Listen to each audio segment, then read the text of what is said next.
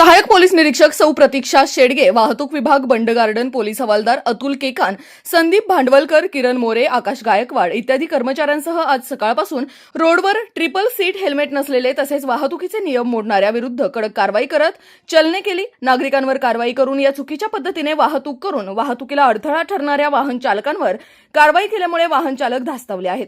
रोजच या कारवाया होत असतात, पण आज वाहने जप्त केल्यामुळे या कारवाईची दहशत बेफिकीरपणे वाहने चालवणाऱ्यांवर चांगलीच बसल्याचे निदर्शनास आले। 80 वाहन चालकांवर दंडात्मक कारवाई करून 8 ते 9 वाहने जप्त करून अटकवून ठेवले आहेत। संपूर्ण पुणे शहरात सध्या ही कारवाई जोरात चालू आहे। पुणे शहरामध्ये ट्रिपल सीट वाहतूक करणाऱ्यांची संख्या फार मोठ्या प्रमाणात आहे। विद्यार्थी आणि मुलांकडून या ट्रिपल सीटचा जास्त वापर केला जात आहे।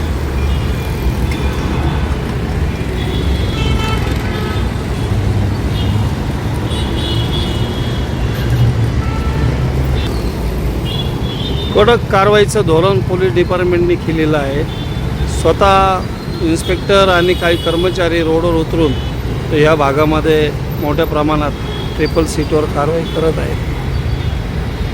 आपण जे काही आज स्पेशल ड्राईव्ह चालू केलेला आहे तर वाहतुकीचा अतिशय पुणे शहरामध्ये आपण गर्दी पण पाहतोय आणि बेशिस्तपणा पण जास्त प्रमाणात वाढलेला आहे। काय सीपींचे आदेश आहेत आपल्याला आणि कशा पद्धतीने काम चाललेलं आहे? माननीय पोलीस आयुक्त सर व अप्पर पोलीस आयुक्त मनोज पाटील सर तसेच डीसीपी ट्रॅफिक सर यांच्या आदेशाने पुणे शहरामध्ये मोठ्या प्रमाणामध्ये triple seat, wrong side, tinted glass, without helmet आणि मोबाईल टॉपिक याच्यावर मोठ्या प्रमाणात स्पेशल ड्राईव्ह आम्ही राबवत आहे। आज सकाळपासून 8 वाजल्यापासून मोठ्या प्रमाणामध्ये आम्ही अंमलदार आणि अधिकारी रस्त्यावर वेगवेगळ्या चौकामध्ये उभं राहून कारवाई करत होतो। बरेच विद्यार्थी कामगार वर्ग ट्रिपल सीट जाताना दिसतात। ट्रिपल सीट जात असताना ते हेल्मेट घालत नाहीत, विदाऊट लायसन असतात, रॉंग साईडने गाड्या चालवतात। यामुळे त्यांच्या तर जीविताला धोका असतोच, त्याचबरोबर सर्वसामान्य नागरिक जे निष्पाप लोक रस्त्याने चालत असतात त्यांच्यासुद्धा जीवितास धोका आहे। या लोकांना कुठेतरी आळा बसावा, वाहतूक कोंडी सुधारावी, अपघातांचं प्रमाण कमी व्हावं यासाठी माननीय सीपी सरांच्या आदेशाने स्पेशल ड्राईव्ह राबवला जात आहे। आम्ही सकाळपासून मोठ्या प्रमाणात कारवाई केलेली आहे आणि पेड कारवाई केलेली आहे।